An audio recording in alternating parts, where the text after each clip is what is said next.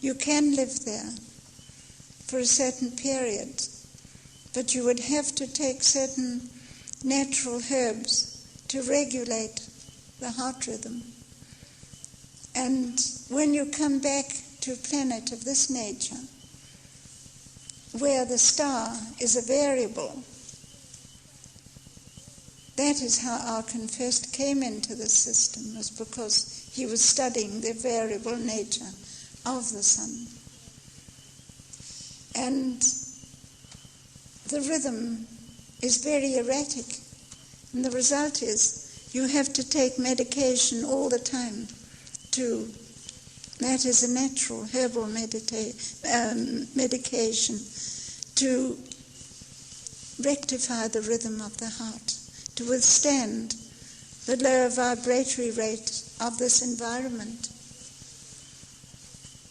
Because there you have the light from 3 stars. There's never any night. There's always light.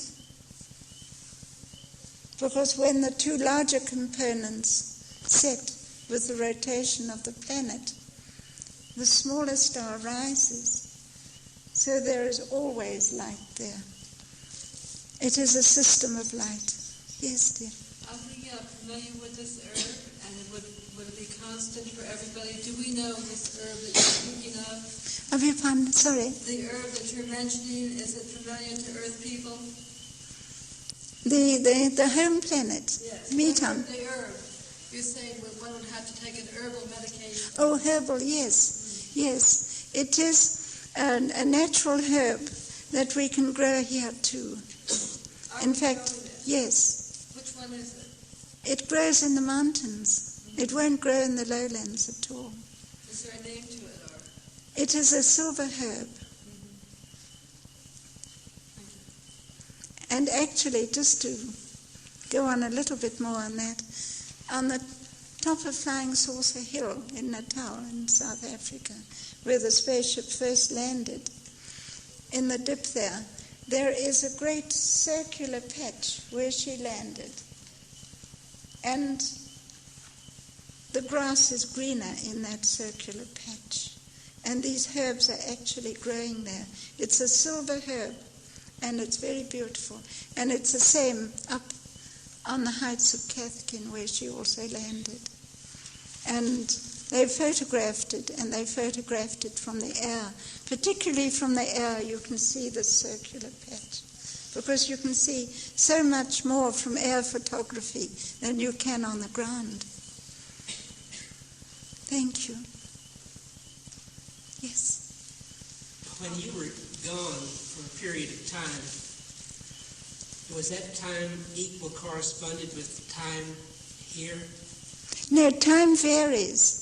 It varies wherever you are. We have time here simply because we mark it off on the clock, intervals of time, and we simply become slaves to it. It's not necessarily the fact that we have to become slaves to time. But I'm afraid this has a very detrimental effect on the health of most people. It creates stress. There is no time really. Out there in space, it's timeless. That's the 5th dimension. But during the time that you were gone and gave birth to your son, how much time elapsed here? 9 years here and 4 months there, yes. Very good. I enjoyed your book very, very much. Thank you. I had 9 wonderful years with Arkan, as I mentioned before. Sorry. Was it you? I'm ready for a new beginning, and I'd like to know the preparation that is necessary to possibly travel to Mars or Venus when those planets are ready.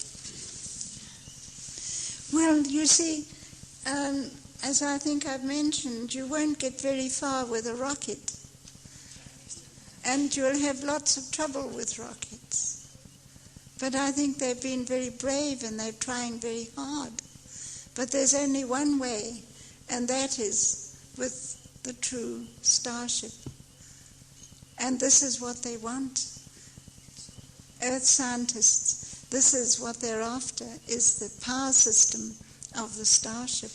That's why the whole subject has been stamped top secret, because it's a military subject. Now, are these starships that we're creating, or are these starships from other... Well, you see, there's a lot of confusion.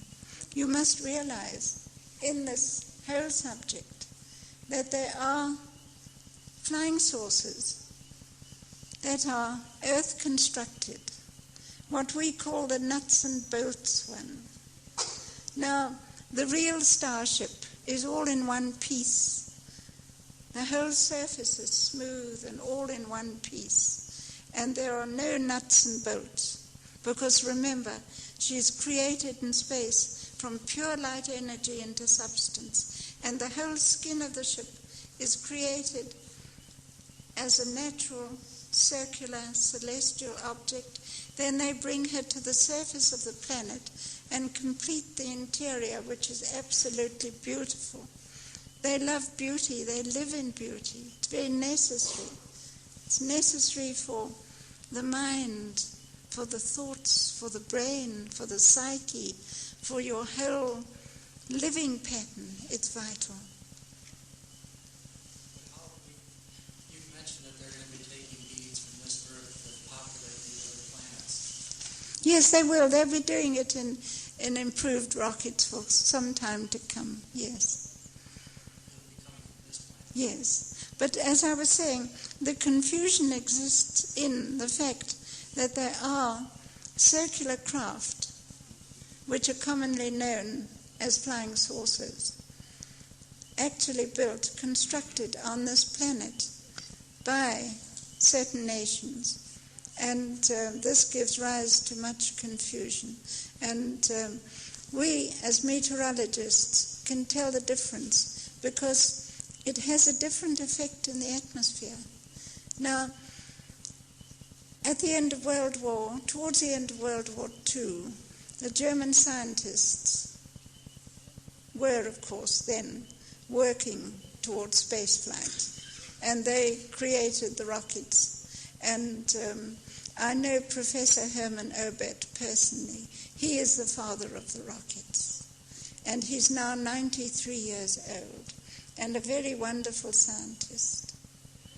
And at that time, they were building certain craft, helicopter type of craft, that was top secret. We classified them as V7s.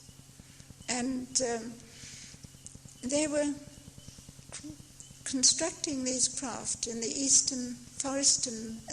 the forested eastern areas of Germany, and in underground hangars and in the sides of mountains.